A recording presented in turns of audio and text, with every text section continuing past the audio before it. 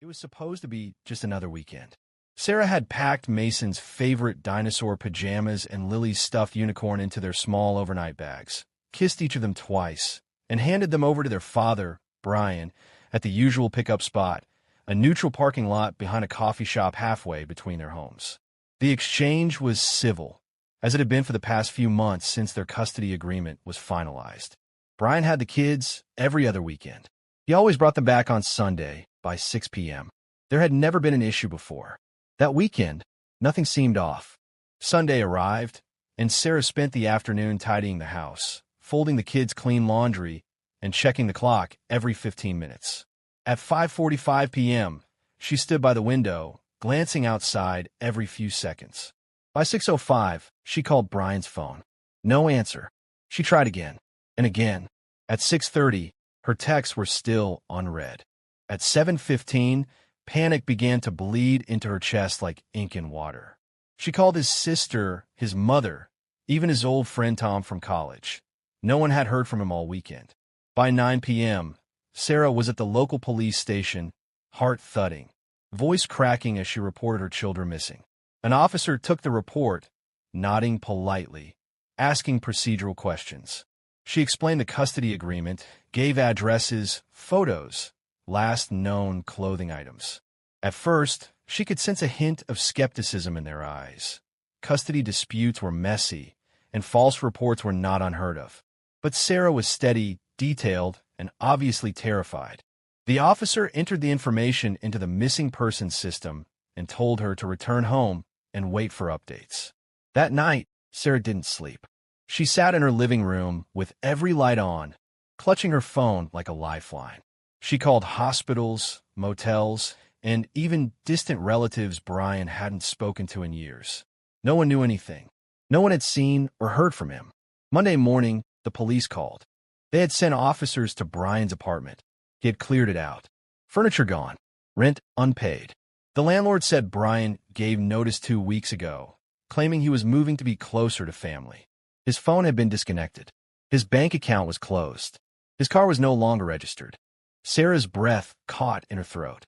This wasn't a delayed return. It wasn't a breakdown or an accident. He had planned this. The realization that her children had been abducted by their own father came down like a hammer. It shattered the normalcy of her life and replaced it with chaos and fear. She met with a detective assigned to the case, and, for the first time in her life, she had to use the term parental kidnapping. The words felt like acid in her mouth. A legal process began. Her lawyer filed for emergency full custody. The court granted it without hesitation. But custody on paper meant nothing when your children had vanished. The detective explained that in some cases, abducting parents left the country, used fake documents, or changed names. Some lived in rural areas, off-grid. Some even joined communities that helped fugitives avoid detection. The scope was terrifying. The National Center for Missing and Exploited Children was contacted. Sarah submitted every photo, every detail she could think of. Lily had a birthmark on her left shoulder. Mason had a chipped front tooth from a fall on playground. Their shoe sizes, their favorite foods, their bedtime habits. The information felt precious and haunting, like memories already drifting out of reach. In the first few weeks, there were leads, none of them real. A woman thought she saw a man matching Brian's description in Ohio.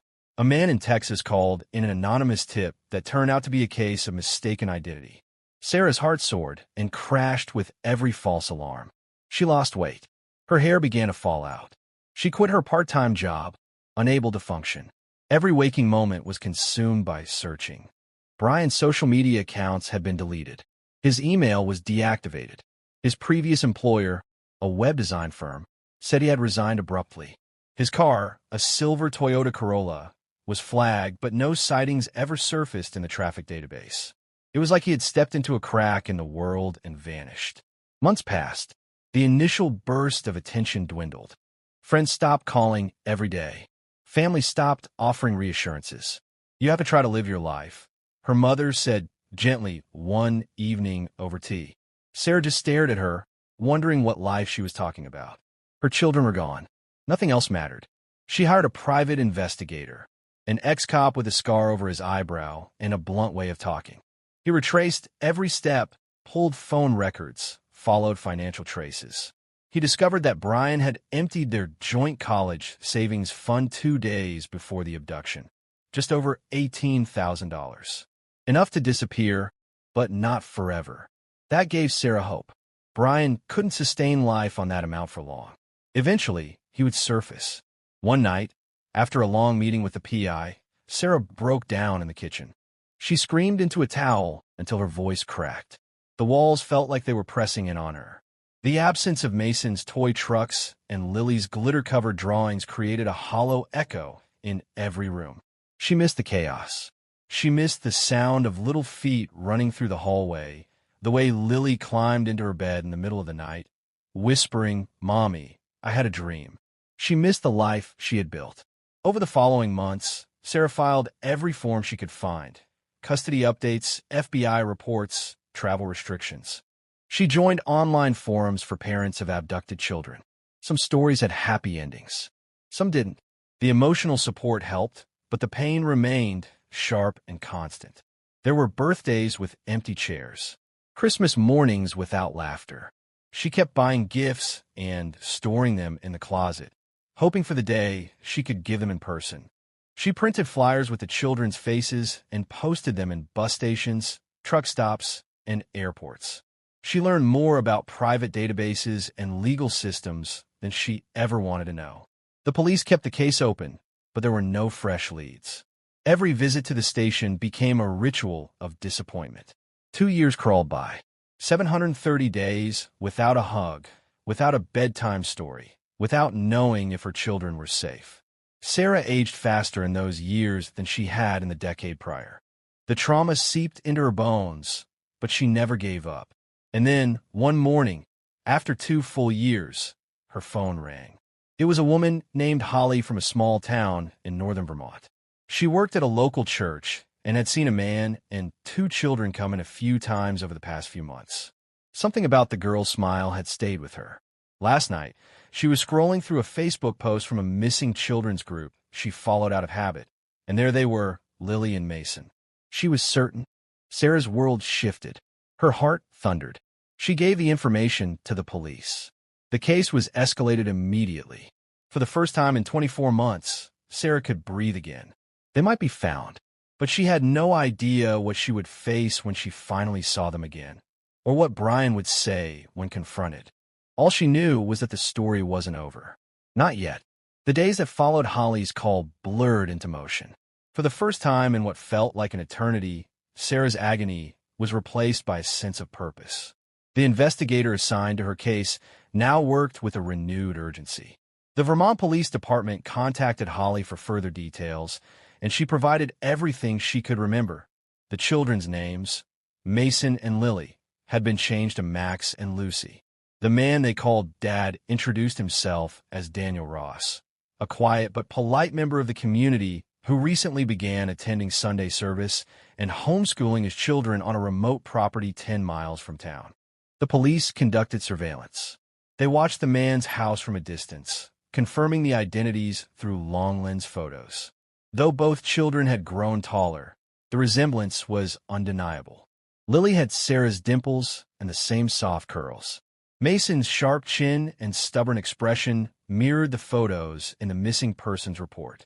When Sarah was informed the children had been located, she couldn't breathe. She thought she'd scream, cry, collapse, but instead, her body locked up entirely. The relief didn't come as euphoria. It arrived like a tidal wave she had to brace against. But things had to be done carefully. Brian, now living as Daniel Ross, was cautious and paranoid. The detectives feared he might flee again if he suspected anything.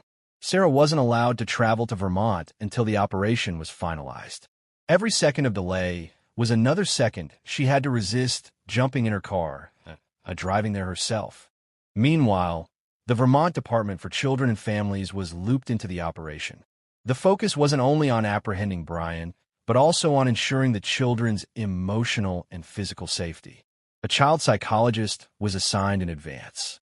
Everything had to be done with precision. There was no room for error. When the operation was finally greenlit, It was executed early in the morning, just before dawn. Law enforcement officers, dressed in plain clothes to avoid drawing attention, approached the secluded house. The children were playing in the backyard. Brian stepped out to call them in when he saw the officers. He froze. His first instinct was to run, but he didn't. Maybe he knew the end had come. He was arrested on the spot. Mason and Lily, confused and scared, were gently taken into protective custody by a child welfare team. They asked for their father. They cried. Lily clung to her unicorn backpack. Mason asked if they were in trouble. Neither had seen their mother yet, and neither knew they had been considered missing for 2 years. When Sarah received the call confirming that her children were safe, she dropped the phone and fell to her knees. There were no words, just sobs, raw and shaking sobs that escaped from the depths of her soul. Her best friend, Kelsey, held her, repeating, "It's okay now.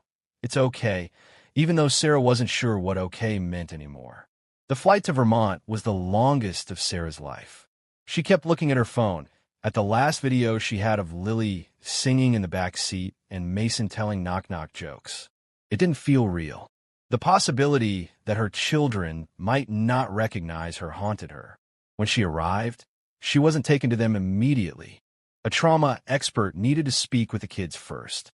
For their safety, they had to be eased into the reality of what had happened. For 2 years, they'd lived a lie. They believed their mother had abandoned them, that she didn't want to see them anymore, that she was dangerous. Brian had been careful in his manipulation. He didn't speak badly about Sarah in an overt way, but he fed them half-truths. He told the mom needed time away, that she didn't think we were good for her anymore. He claimed it was safer if they didn't contact her. Over time, the children stopped asking. They had no school records. Brian homeschooled them using online materials and a strict schedule. He didn't allow them to use the internet freely.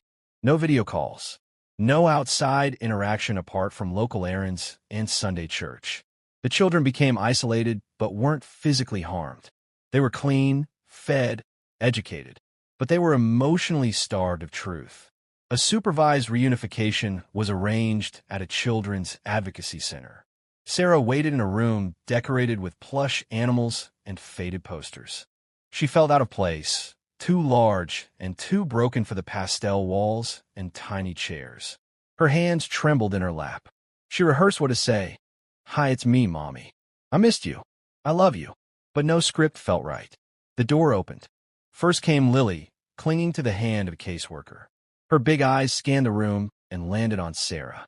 She froze. Then came Mason. His eyes narrowed. His lips parted like he wanted to say something, but didn't know what. He looked older, harder, like a wall had been built around him. "Hi," Sarah said softly, her voice cracking. "I'm your mom." There was a long silence. Lily looked at the caseworker. "She looks like the picture in the drawer," she whispered. Mason stayed still. "Are you taking us away?" Tears welled in Sarah's eyes, but she held them back. "No one's taking you away. I just want to be with you. I've been looking for you every single day." Another pause. Then Lily stepped forward and wrapped her arms around Sarah's neck. The moment shattered something inside her. She hugged her daughter tightly, inhaling the scent of her hair, realizing just how much time she had missed. Mason didn't join. He stood back, guarded. "Why didn't you come get us sooner?" he asked. Sarah swallowed hard. "I tried. I did everything I could. But Daddy didn't want to find you." He looked down. The tension in his small shoulders was visible. "He said you left us." "He lied," Sarah said, barely managing to keep her voice calm. "I never would have left you." The next few days were filled with supervised visits and therapeutic sessions. Lily adjusted quickly, but Mason was more complicated. He was protective of Brian. He had believed in him. He had trusted him. The betrayal ran deep. Meanwhile, Brian was in a holding cell, awaiting charges. His lawyer requested a psychological evaluation, arguing he had acted under extreme emotional stress. He maintained he believed Sarah's new fiancé, whom she had dated shortly after the divorce, was abusive. He claimed he'd seen bruises on Lily once, which Sarah explained had been from playground fall. There had never been any credible concerns. The court had found no evidence of abuse during the custody trial. But to Brian, it didn't matter.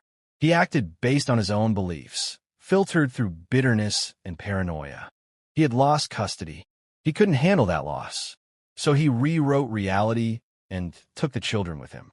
When the DA approached Sarah to prepare her for trial, she was told the charges could carry up to 10 years in prison: felony child abduction, identity fraud, and obstruction of custody. There was strong evidence, financial trails, witness testimony, digital traces. But something unexpected happened next. Brian's lawyer sent a request through the court for Sarah to meet with him privately, under supervised legal conditions. Sarah initially refused, but after speaking with her therapist and her legal counsel, she agreed. The meeting was held in a sterile room inside the county jail. A glass barrier separated them. Brian looked older. His beard was unkempt, his eyes sunken. He picked up the phone on his side of the divider. Sarah did the same. "Thank you for coming," he said. Sarah said nothing. She studied him, wondering how this man could have held their children hostage from her. "I know you hate me," he said, "and I don't blame you. Please, don't let them put me away for 10 years. Sarah narrowed her eyes. "You stole my children. For 2 years. You erased me from their lives. I thought I was protecting them," Brian whispered. "I thought you were moving on without them. I thought I was the only one left who truly cared." "You brainwashed them," Sarah said coldly. "You lied to them. You traumatized them. Don't pretend this was love." Brian lowered his head. "I didn't know how to lose them. I'm not asking for forgiveness. Just don't let them grow up visiting me in prison." Sarah clenched her jaw. "You should have thought of that before you took them." "I'm begging you," he said. "Let the court offer me supervised release, probation, anything but a cell. Let me be part of their lives. Please." Sarah hung up the phone without another word. As she left the room, her chest ached, not out of pity, but out of the weight of the decision that now rested on her shoulders. Justice or mercy? She wasn't ready to choose. Not yet. But she knew one thing with absolute clarity. Her children were finally safe, and she wasn't going to let anyone take them from her again. The Vermont courthouse had tall, narrow windows that let in thin rays of late autumn sunlight. The air inside was still, heavy with the weight of unsaid things and the echoes of lives disrupted. Sarah sat at a wooden bench outside the courtroom, staring straight ahead at the wall, her mind racing through every moment of the last 2 years as if she could reassemble them into something that made sense. She had found her children. They were alive. They were physically unharmed. But she had also found something broken, something invisible but deeply embedded within both Mason and Lily, and within herself. After the supervised visitations and the emotional reunion, the courts had scheduled a hearing to determine custody moving forward. The criminal trial was still pending, but the judge had granted Sarah full legal and physical custody of the children temporarily. Brian remained in custody, awaiting formal charges. His legal team had submitted a motion requesting leniency, citing mental distress, claims of miscommunication during custody proceedings, and an alleged fear for the children's safety. Sarah's lawyer had warned her that this angle was strategic, framed Brian not as a kidnapper, but as a concerned parent who made a desperate mistake. The media had caught wind of the case. Reporters loitered outside the courthouse doors. Some headlines were sympathetic to Sarah, mother reunited with children after 2-year abduction nightmare. Others focused on the drama of Brian's actions, father or fugitive. Man claims he saved children by vanishing. Sarah refused to speak to the press. The last thing she wanted was for Mason and Lily to grow up with their trauma turned into tabloid fodder. Inside her heart, a war raged. She should have felt triumphant, but she didn't. She felt conflicted, exhausted, and increasingly terrified by what lay ahead. The legal system would run its course, but it couldn't repair the damage. It couldn't force Mason to trust her again. It couldn't erase the image of Lily staring silently into space, her little hands trembling when asked too many questions. Sarah had been assigned a family counselor, Elaine Moreau, who specialized in reunification therapy for families recovering from long-term abductions. Elaine was warm but direct. She didn't sugarcoat the process. Rebuilding trust wouldn't be a matter of weeks or even months. It would be years. The children had lived in a controlled bubble of Brian's design. Everything they thought they knew about their mother, about the world, had been curated, filtered, and fed to them by someone who had used love as leverage. Elaine explained that Lily might bounce back quicker due to her young age. Memories of the past before the abduction were already foggy. But Mason had retained more. He remembered the custody battles, the divorce arguments. He remembered the tension. He remembered his father crying after court. He remembered words like abuse, neglect, lawyer, even if he hadn't understood them at the time. He's old enough to assign blame, Elaine said during one of their sessions. And right now, his loyalty is deeply conflicted. Sarah had seen it in his eyes. Mason had stopped calling her mom. He called her Sarah or nothing at all. When she asked him if he was hungry, he shrugged. When she asked him what he wanted to do over the weekend, he looked away. His sister was affectionate, clingy even, but Mason kept a fortress around himself. He says, "You didn't look for us," Mason said one night, quietly, as he pushed his dinner around the plate. "I did," Sarah said gently, sitting beside him. "Every single day." He said, "You gave up?" Mason added, still not meeting her eyes. "I never gave up. I never would." He fell silent, then stood up and left the table. Sarah's heart broke in real time. Again. Meanwhile, the legal machinery moved forward. Sarah was asked to submit a victim impact statement to be used in Brian's criminal case. It was her opportunity to explain how the abduction had affected her, the children, and their futures. She wrote draft after draft, never satisfied. Each version sounded either too cold or too emotional, too clinical or too accusatory. She finally wrote, "For 2 years, I lived in a constant state of dread. Every time I saw a silver car, I thought maybe it was them. Every night, I imagined my daughter crying and my son wondering why I wasn't coming. Brian didn't just take them physically. He tried to erase me from their lives. And now, we are left to rebuild what he tried to destroy." Her attorney told her it was powerful, but it didn't make her feel powerful. It made her feel raw, like she had ripped open every scab and placed it under a microscope. Then came the most difficult part. Brian had submitted a formal request to speak to the court directly. Not just through his attorney, not in a closed session. He wanted to address Sarah, the judge, and the court in person. The judge allowed it under strict conditions. On the day of the hearing, Sarah sat in the front row of the courtroom, her lawyer beside her, her hands clenched in her lap. Brian entered the room in a beige prison jumpsuit, thinner than she remembered, hair shaggier, eyes tired but alert.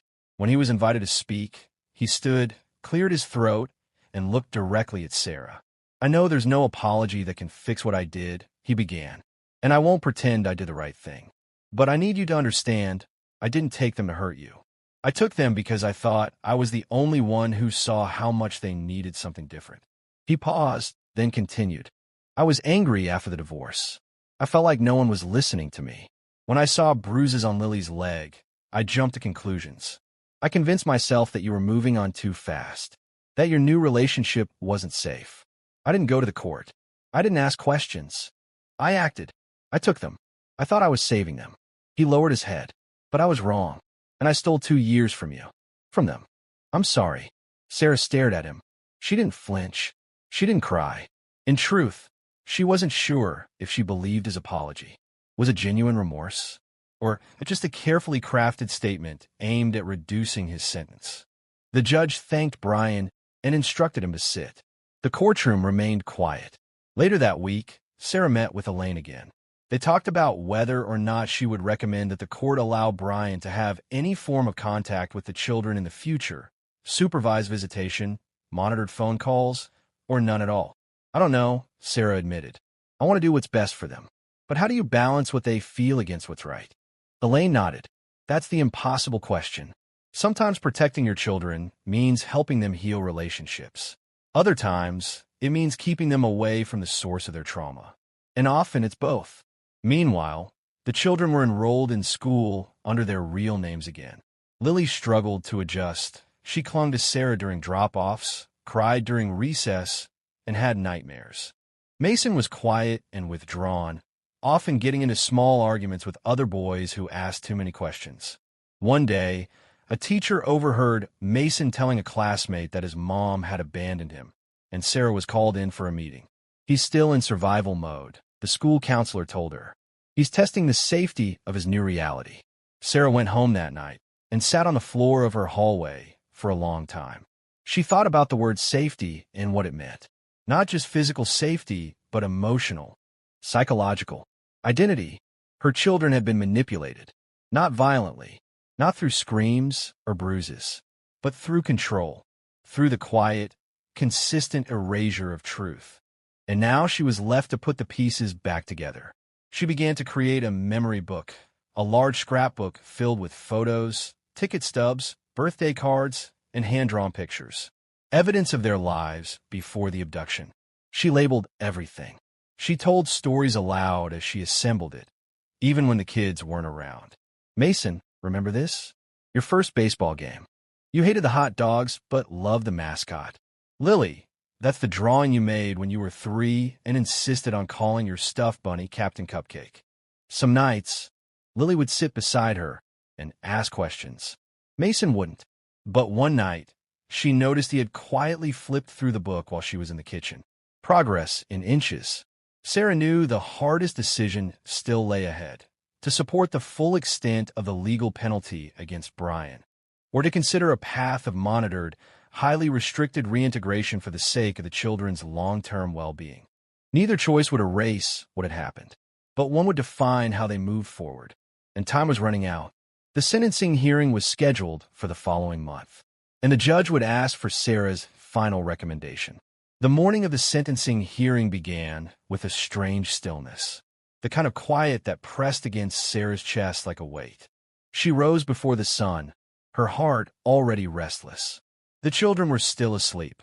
Lily curled under her pink blanket, clutching her unicorn plush as if it were her anchor, and Mason lying on top of his covers, one arm flung over his forehead, lost in a sleep that was never quite deep enough. It had been like that ever since they came back. Sleep interrupted by tension, their young bodies still carrying the invisible wounds of disruption and confusion. Sarah stood in the hallway, staring at their doors, her hand trembling slightly against the frame. She had rehearsed her decision over and over in her mind, weighed it from every angle, spoken with therapists, caseworkers, and even a child trauma expert who had walked her through scenarios based on different outcomes. She knew what the law allowed. She knew what her heart wanted. But those two things were not the same. By 9 a.m., she was seated in the courtroom once again. It looked the same as it had a dozen times before. The same uncomfortable wooden benches, the same echo when someone cleared their throat, the same dull hum of fluorescent lights. But this time it was final. This time, Sarah wasn't here just to listen or react. She was here to speak, to shape the outcome of a man's future, of her children's future. Brian was led in through the side door, shackled at the wrists. He looked thinner than before and tired, not just from jail, but from something deeper, something eroded. He no longer held himself with the false confidence of a man who believed he was right. That posture had been replaced with something closer to resignation or fear. The judge began the formalities, reading the charges, summarizing the evidence, and allowing the defense and prosecution to offer their final words. The charges stood: 2 counts of felony custodial interference, 1 count of identity fraud, and a series of misdemeanor offenses related to forged documents and educational records. The sentencing guideline allowed for up to 10 years of prison time, but the final sentence could be influenced by Sarah's impact statement and her recommendation. When it was her turn to speak, Sarah stood, her voice low but steady. She didn't shake. She didn't cry. But every word came with the gravity of someone who had endured more than most people could understand.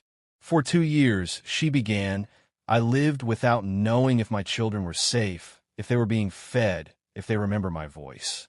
I woke up every morning hoping for a call. I went to bed every night dreading another lead that led nowhere.